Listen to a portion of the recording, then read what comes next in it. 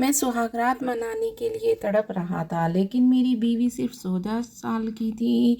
मेरी माँ ने सख्ती से कह दिया था कि पहली रात उसे हाथ नहीं लगाना। यूं मैं सब्र करके बैठ गया, लेकिन 15 दिन गुजर गए। मेरा सब्र अब का पैमाना अब टूट चुका था। फिर एक रात माँ को दवाई देकर सुलाया और अपनी बीवी को मैंने सारी रात में हमारे खानदान में अदला बदली की शादियों का रिवाज था। मेरी बहन मेरे मामा के बेटे को पसंद करती थी। मैं उसका से बड़ा था, लेकिन फिर भी मैंने अपनी उसकी पसंद का ख्याल रखा।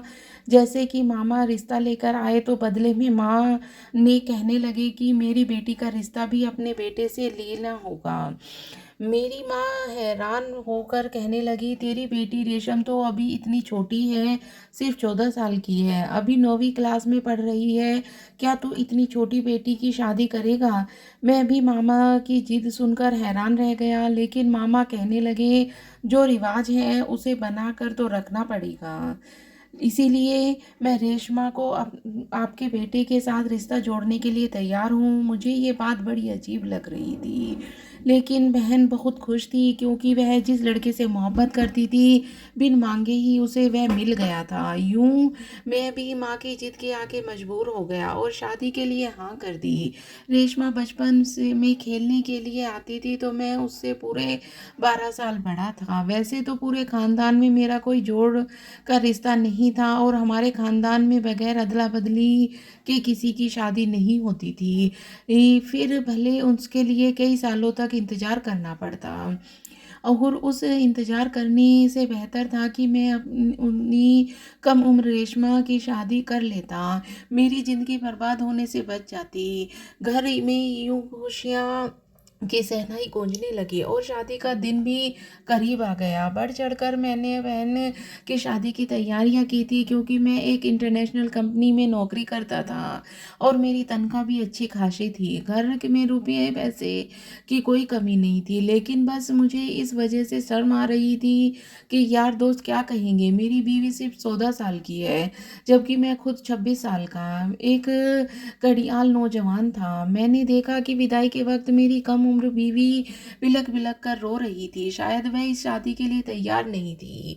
उसे तो मैट्रिक भी न करने दी गई थी और शादी करके विदा कर दिया गया। बहन के बाद घर में कोई भी घर संभालने वाला नहीं था। ऐसे में मेरी शादी जरूर करना जरूरी था, इसीलिए माँ उसे विदा करवा कर ले आई थी। छोटी सी बच्ची की तरह बैठी दुल्हन लाल जोड़े में लगातार रोई जा रही थी। मुझे गुस्सा भी आया, उस पर गुस्सा उतारना चाहता था। सोचा कि सुहागरात में कासी कसर पूरी कर लूंगा, लेकिन माँ की बात पर मैं हैरान रह गया। जब उसने साइड में बुलाकर मुझसे कहा कि रेशमा बहुत डरी हुई है, इसीलिए पहली रात उसे कुछ भी कहने की जरूरत नहीं है, बल्कि उसके पास मैं सोऊंगी। मैंने माँ की बात पर इस कदर गुस्सा आया कि बता नहीं सकता। हद है, सुहागरात मेरी और दुल्हन के पास मेरी माँ सोएंगी, लेकिन फिर मैंने दुल्हन की मजबूरी देखते हुए हाँ कर दी। वह दूसरे कमरे में सो गई। सुबह सुबह यार दोस्त मजाक करने लगे। अभी तक उन्होंने रेशमा को देखा भी नहीं था। वह कम उम्र है या भरपूर जवान लड़की, लेकिन वह मुझसे हंसी मजाक करते रहे थे। मेरी पहली रात कैसी गुजरी अब मैं उन्हें क्या बताता। टाल मटोल से काम लेता रहा, और फिर दूसरे दिन जैसे ही मैं अपने कमरे में गया तो मेरी बीवी एकदम उछलकर बेड से खड़ी हो गई और बहुत ही ज़्यादा डरी हुई थी। फटी फटी आंखों से मुझे देखने लगी। तब मैंने बड़े प्यार से भरे लहजे में उसे कहा कि घबराओ मत, मैं तुम्हारा पति हूँ, लेकिन तुम्हारे साथ कुछ गलत नहीं करूँगा। मैं उसे लगातार बहलाने की कोशिश कर रहा था, पर वह है कि बहुत ही डरी हुई थी और माँ से चिपक कर रोने लगी। माँ उसे न थोड़ा बहला फुसला कर से चली गई और बोली कि थोड़ा सब्र रखो, लेकिन तुमने इस बच्ची को डराने की क्या ज़रूरत थी। माँ ने जब तुम्हें मैंने सख्ती से मना किया था कि अभी इस बच्ची को डराने की ज़रूरत नहीं है। मैं सब्र का घूंट पी कर रह गया। माँ की बात पर मैंने उन्हें कोई जवाब नहीं दिया, बल्कि गुस्से में चीज़ें अटक पटक करने लगा। माँ ने कहा कि जब तक उसका दिल दिमाग तैयार नहीं हो जाए तुम्हें उसके करीब आने की ज़रूरत नहीं है। ऐसा ना हो कि इतनी डर जाए कि तो वापस अपने बाप के घर चली जाए, फिर तुम्हारी बहन के लिए दिक्कत हो जाएगी। अब मैं खामोश हो गया, लेकिन आखिर कब तक सब्र करता। हम दोनों एक ही कमरे में सोते थे और वह रात भर मासूम बच्चे की तरह सोई रहती। उसे कुछ होश न होता। ऐसे में मेरा भी सब्र जवाब दे रहा था। फिर एक रात मैं अपने मकसद को कामयाब हो गया, लेकिन उस रात रेशम बहुत बुरी तरह से रो रही थी। मैंने तो अपने पति होने का हक छीन लिया था, लेकिन वह शायद दिमागी तौर पर मेरी बीवी बनने के लिए तैयार नहीं थी। इसी वजह से रो रो कर हालत खराब थी।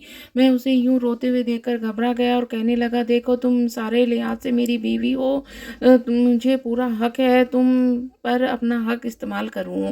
मैंने 1 महीने तक सब्र किया है, अब मुझे सब्र नहीं हो रहा, इसीलिए मेरी किसी बात का भी जवाब नहीं दिया। सुबह तक रो रो कर उसकी आंखें सूज गई थी। माँ ने उसकी हालत देखी तो समझ गई मैंने जरूर कोई उसके साथ जबरदस्ती की है। वो लगातार मुझे मालूम करने लगी, लेकिन मैंने उनकी बात का कोई ध्यान नहीं दिया। शादी भी उन्हीं के करने पर का शौक था, लेकिन जब मैं अपने ऑफिस गया तो अपनी एक नौकरानी की बातें सुनकर मुझे रेशमा के ऊपर बहुत तरस आया। जब वह कहने लगी कि मैं अपने पति से अलग हो रही हूँ क्योंकि वह मेरी कम उम्र बेटी की जबरदस्ती शादी कर रहा है, उसकी बात ने मुझे हैरान कर दिया।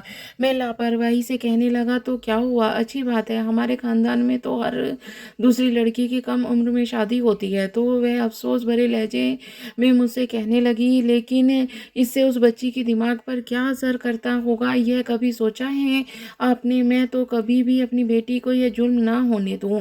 भले ही मेरा पति मुझे छोड़ दे, लेकिन मैं अपनी बेटी को पढ़ाऊंगी और कभी भी उसके साथ यह जबरदस्ती न होने नहीं दूंगी। वह बड़े जोश लहजे में मुझसे यह बात कर रही थी। तभी मैंने रेशमा को रोता हुआ चेहरा को देखा। उस रात वह किस तरह तड़प कर रो रही थी, मैंने जरा भी ख्याल नहीं किया था। फिर उस दिन के बाद मेरा रवैया उसके साथ बहुत बदल गया। मैं उसका ख्याल रखने लगा, एक पति की तरह नहीं बल्कि किसी दोस्त की तरह। मैं हर बोर्ड पर उसके सपोर्ट करने के लिए उसके खड़ा रहता। फिर वह चाहे घर का काम करती या फिर उसे कहीं जाना होता। फिर एक दिन उसने अपनी मासूम सी ख्वाहिश का इजहार किया। वह जब वह कहने लगी कि आगे पढ़ना चाहती हूँ, मैं उसे स्कूल लेकर गया दाखिला करवाने के लिए। फिर से उसने मैट्रिक में दाखिला ले लिया। उस दिन वह बहुत खुश थी, बच्चों की जैसी खुशी उसके चेहरे पर छाई हुई थी। मैं अभी उसे खुश देखकर खुश हो गया। यह हकीकत थी कि वह कम उम्र की लड़की मेरी बीवी बन गई थी, लेकिन मैंने उसकी खुशियों के लिए नाइंसाफ़ी नहीं की थी। फिर 2-3 साल गुजरने उसने इंटर तक पढ़ाई कर ली।